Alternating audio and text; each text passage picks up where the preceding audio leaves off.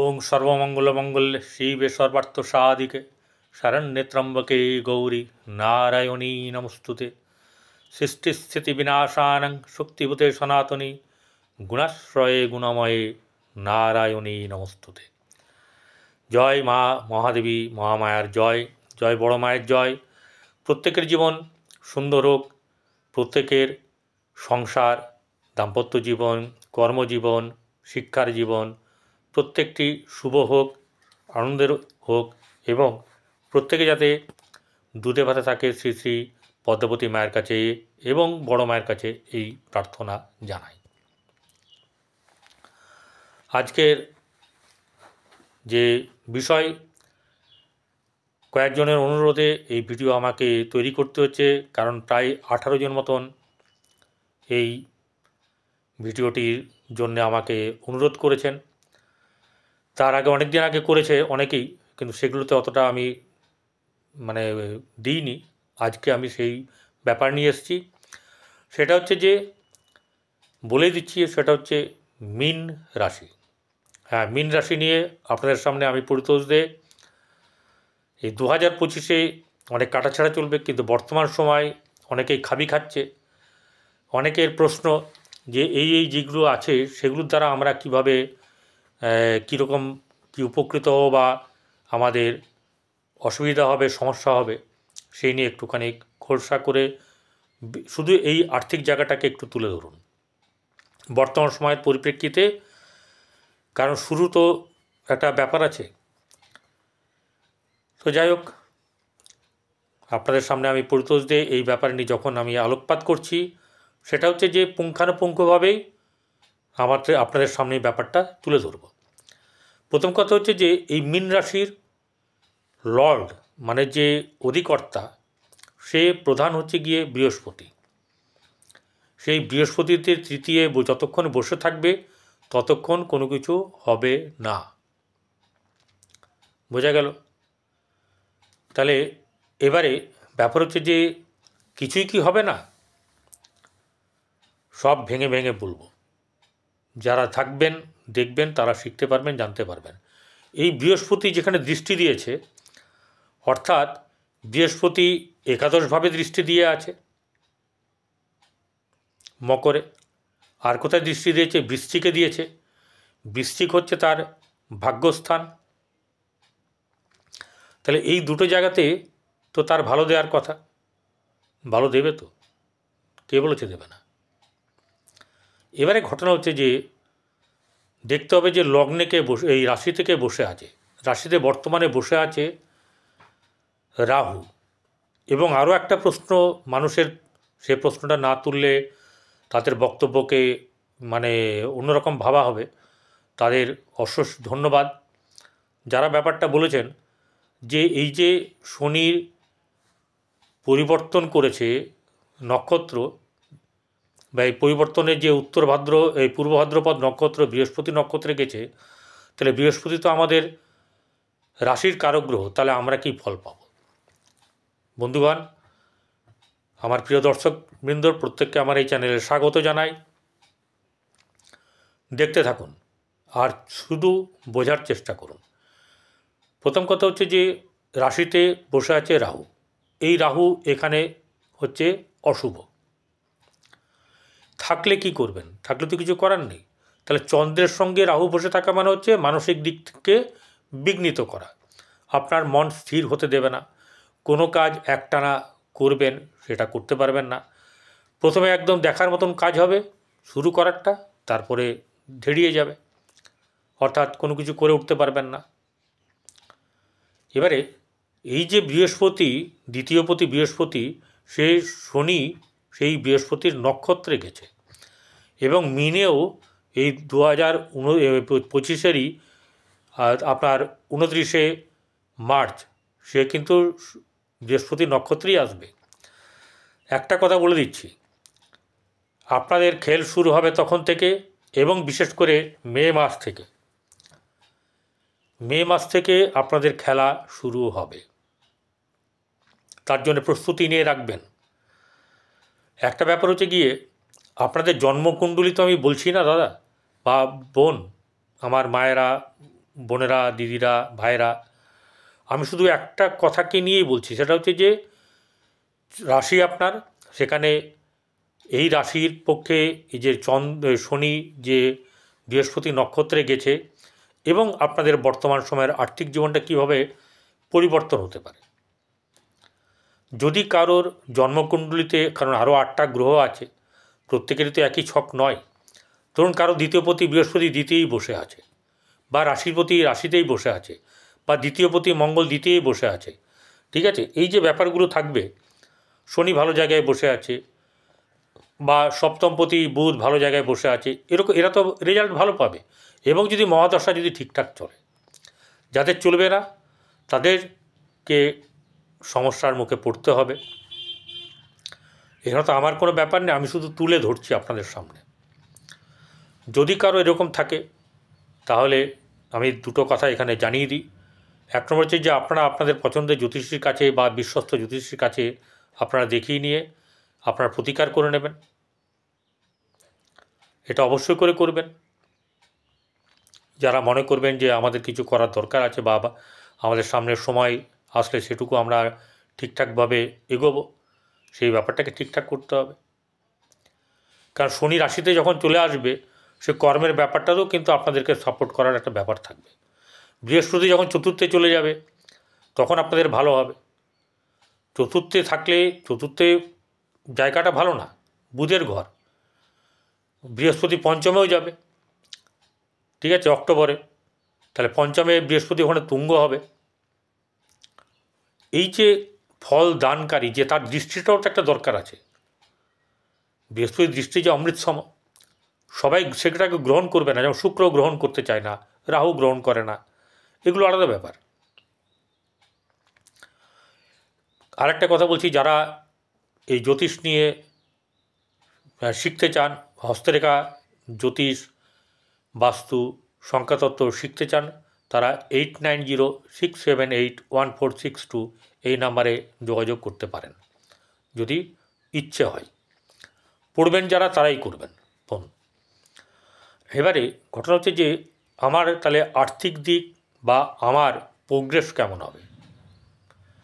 প্রথম কথা হচ্ছে যে দ্বাদশে শনি বসে আছে, দ্বাদশপতি দ্বাদশে বসে আছে, অতএব সেদিক থেকে আপনার অতটা ভয়ের ব্যাপার নেই।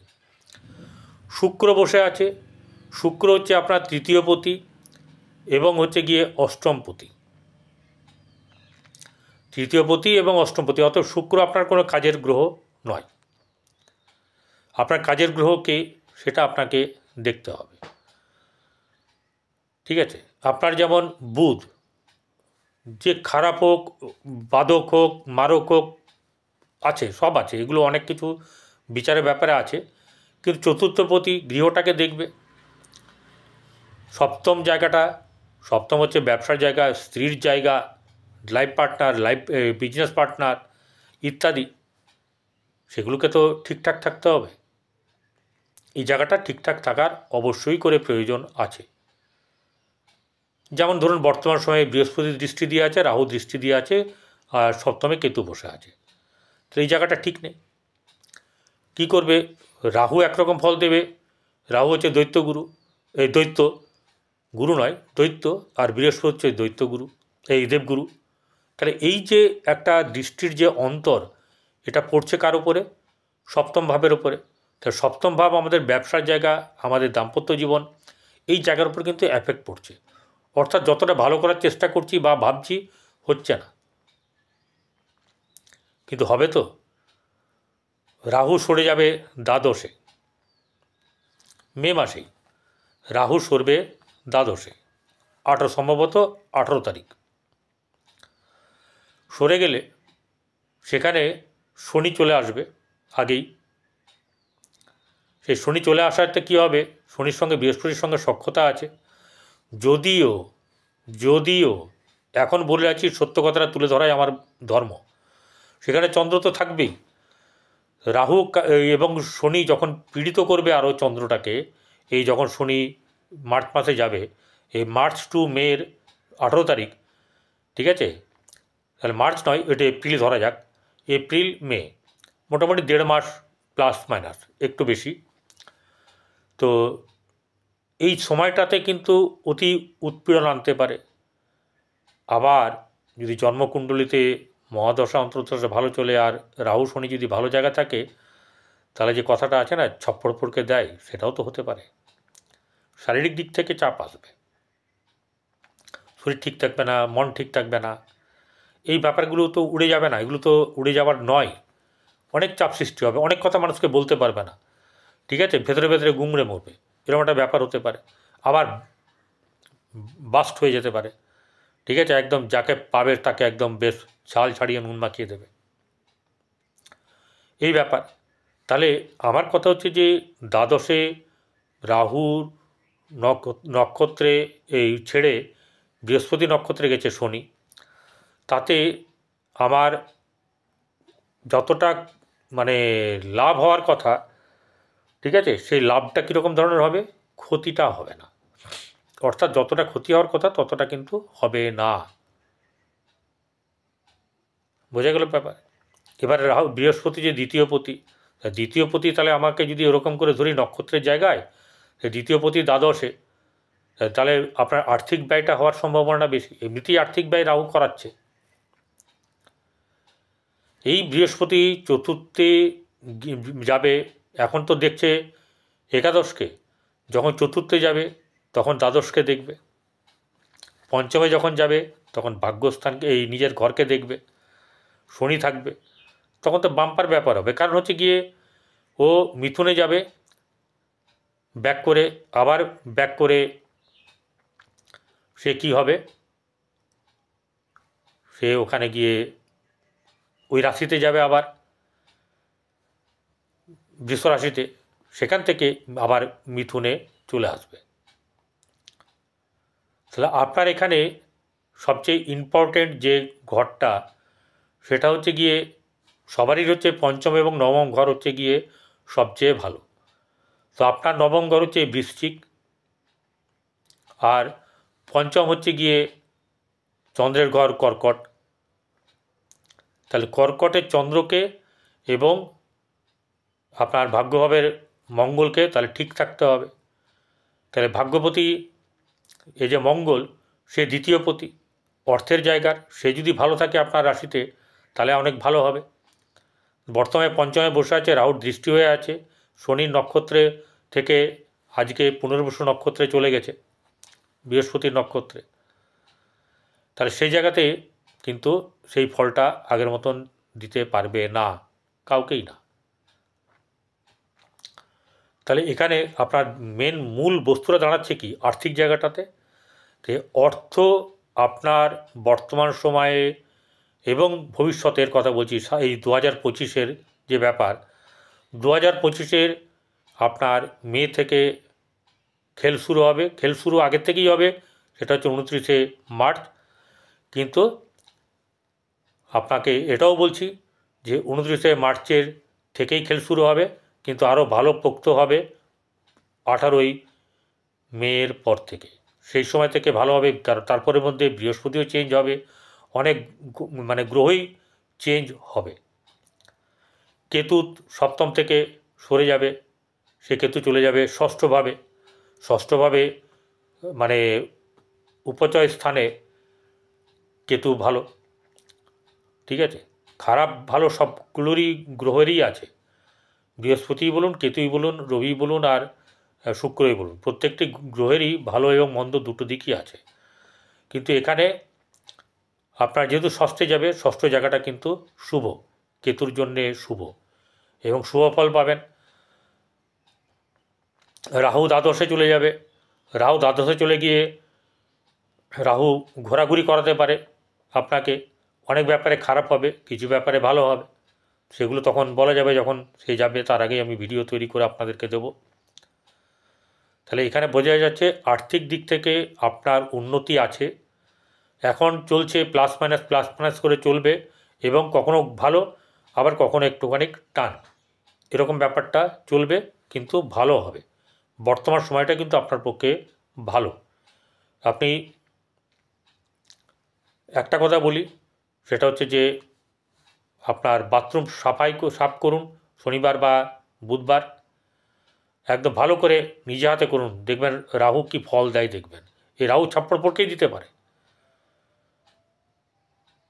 আর ঘরে কলা গাছ, আপনার যদি মান গাছ, কচু গাছ, এরকম যদি বড় পাতার গাছ থাকে সেই গাছগুলোকে সরিয়ে ফেলুন, কারণ আমি কখনোই বলবো না কেটে ফেলুন। আর কি করবেন, আর কাককে, কুকুরকে, গরুকে ফিডিং করান, মাছকে ফিডিং করান। মাছকে কী করে ফিডিং করাবেন? মাছকে ফিডিং করাবেন হচ্ছে গিয়ে বোঁদে নিয়ে যান, দেন আটার মেখে রুটি করার আগে লেচি তৈরি করে ছোট ছোট একটা গুলি নিয়ে চলে যান, ওখানে গিয়ে ছোট ছোট গুলি করে সেগুলোকে দিন জলে, বোঁদে দিন, বোঁদের যে লাড্ডু হয় বা সাবুর লাড্ডু সেগুলো দিন, ওদেরকে ফিডিং করান।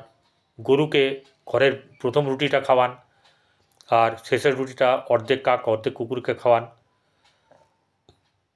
কেন আপনার হবে না? আপনি তো সেবা করছেন, আপনার তো ভালো হতেই হবে। নমস্কার, ভালো থাকবেন।